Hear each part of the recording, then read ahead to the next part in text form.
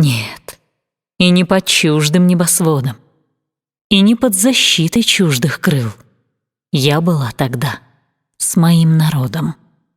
Там, где мой народ, к несчастью, был. Вместо предисловия. В страшные годы ежовщины я провела 17 месяцев в тюремных очередях в Ленинграде. Как-то раз кто-то опознал меня. Тогда стоявшая за мной женщина, которая, конечно, никогда не слыхала моего имени, очнулась от свойственного нам всем оцепенения и спросила меня на ухо. Там все говорили шепотом: «А это вы можете описать?» И я сказала: «Могу». Тогда что-то вроде улыбки скользнуло по тому, что некогда было ее лицом.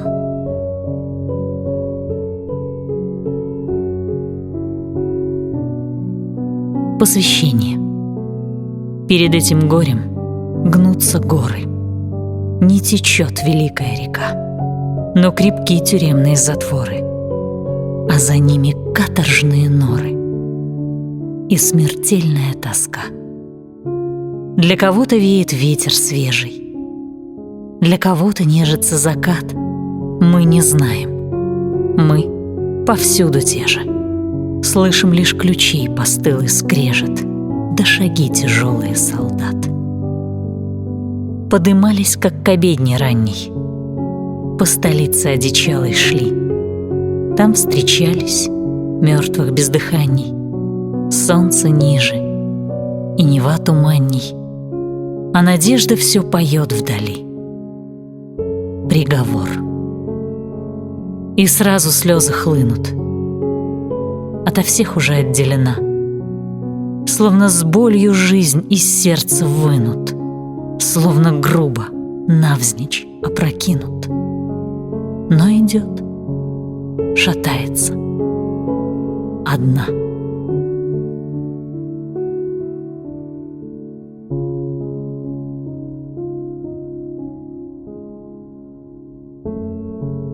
Где теперь невольные подруги двух моих осатанелых лет? Что им чудится в сибирской вьюге? Что мерещится им в лунном круге? Им я шлю прощальный свой привет.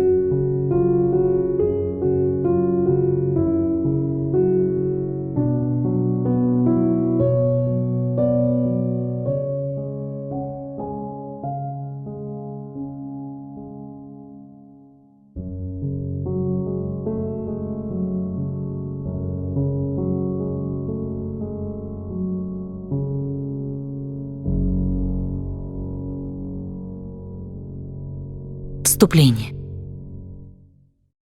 Это было, когда улыбался только мертвый, спокойствию рад, и ненужным привеском качался возле тюрем своих Ленинград.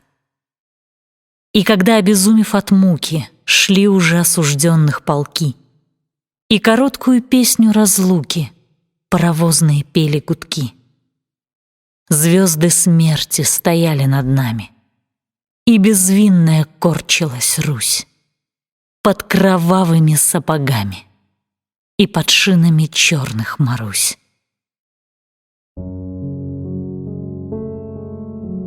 Уводили тебя на рассвете, за тобой, как на выносе шла. В темной горнице плакали дети, у божницы свеча плыла, на губах твоих холод иконки, смертный пот на челе.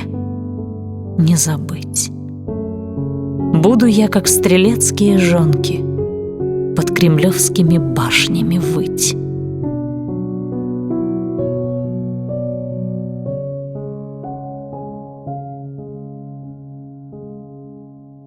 Тихо льется тихий дон.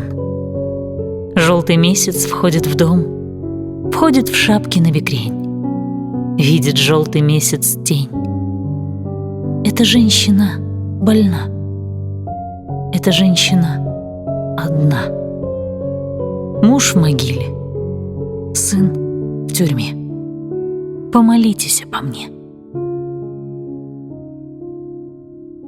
Нет, это не я.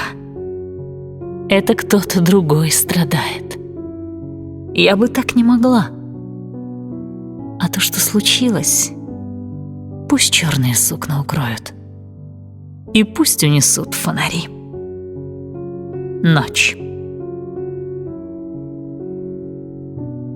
Показать бы тебе, насмешнице и любимице всех друзей, царскосельской веселой грешнице, что случится с жизнью твоей. Как 300-я с передачею под крестами будешь стоять и своею слезой горячую новогодний лед прожигать.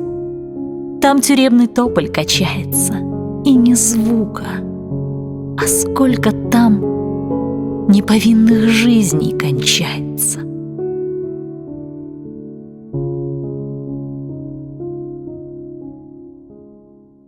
В 17 месяцев кричу: зову тебя домой. Кидалась в ноги палачу: ты сын и ужас мой. Все перепуталось навек, и мне не разобрать теперь, где зверь, где человек, и долго ль казни ждать. И только пыльные цветы, и звон кадильный, и следы куда-то в никуда. И прямо мне в глаза глядит, и скорой гибелью грозит огромная звезда. Легкие летят недели. Что случилось, не пойму. Как тебе, сынок, в тюрьму ночи белые глядели? Как они опять глядят ястребиным жарким оком о твоем кресте высоком и о смерти говорят.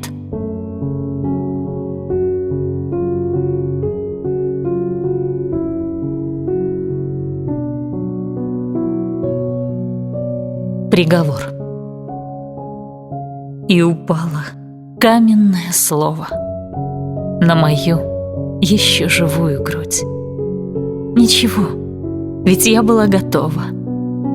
Справлюсь с этим как-нибудь. У меня сегодня много дела. Надо память до конца убить. Надо, чтоб душа окаменела. Надо снова научиться жить. А не то. Горячий шелест лета, словно праздник за моим окном. Я давно предчувствовала этот светлый день и опустелый дом.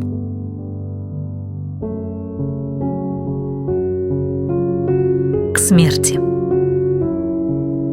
Ты все равно придешь. Зачем же не теперь? Я жду тебя. Мне очень трудно. Я потушила свет и отворила дверь тебе. Такой простой и чудный. Прими для этого какой угодно вид. Ворвись отравленным снарядом, или с гирькой подкрадись, как опытный бандит, или отрави тифозным чадом, или сказочкой, придуманной тобой и всем до тошноты знакомой, чтоб я увидела верх шапки голубой и бледного от страха управдома. Мне все равно теперь.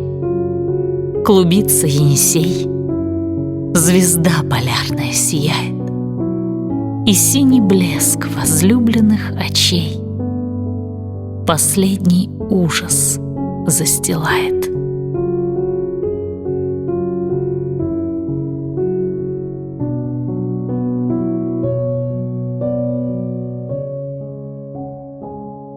Уже безумие крылом души накрыло половину и поет огненным вином, и манит в черную долину. И поняла я, что ему должна я уступить победу, прислушиваясь к своему уже как бы чужому бреду. И не позволит ничего оно мне унести с собою, как не упрашивай его и как не докучай мольбою. Ни сына страшные глаза, окаменелое страдание, ни день, когда пришла гроза, ни час тюремного свидания, ни милую прохладу рук, ни лип взволнованные тени, ни отдаленный легкий звук слова последних утешений.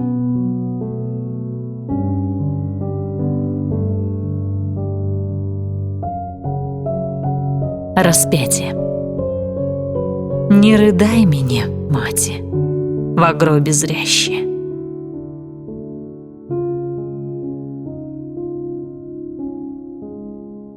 Хор ангелов великий час восславил, и небеса расплавились в огне. Отцу сказал: «По что меня оставил?» А матери: «О, не рыдай меня!» Магдалина билась и рыдала. Ученик любимый каменел. А туда, где молча мать стояла, так никто взглянуть и не посмел.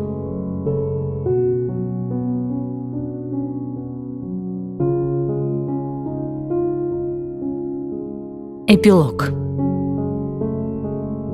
Узнала я, как опадают лица, как из-под век выглядывает страх, как клинописи жесткие страницы страдания выводят на щеках, как локоны из пепельных и черных серебряными делаются вдруг. Улыбка вянет на губах покорных, а в сухоньком смешке дрожит испуг. И я молюсь не о себе одной, а обо всех, кто там стоял со мной. И в лютый холод, и в июльский зной, под красною, ослепшую стеною. Опять поминальный близится час. Я вижу, я слышу, я чувствую вас. И ту, что едва до окна довели, и ту, что родимой не топчет земли, и ту, что красивой, тряхнув головой, сказала: «Сюда прихожу, как домой». Хотелось бы всех поименно назвать, но отняли список, и негде узнать. Для них соткала я широкий покров из бедных, у них же подслушанных слов. О них вспоминаю всегда и везде, о них не забуду и в новой беде. И если зажмут мой измученный рот, которым кричит 100-миллионный народ, пусть также они поминают меня в канун моего поминального дня. А если когда-нибудь в этой стране воздвигнуть задумают памятник мне, согласие на это даю торжество, но только с условием не ставить его ни около моря, где я родилась. Последняя с морем разорвана связь. Не в царском саду у заветного пня, где тень безутешная ищет меня, а здесь, где стояла я 300 часов и где для меня не открыли засов. Затем, что и в смерти блаженной боюсь забыть громыхание черных Марусь, забыть, как постылая хлопала дверь и выла старуха, как раненый зверь.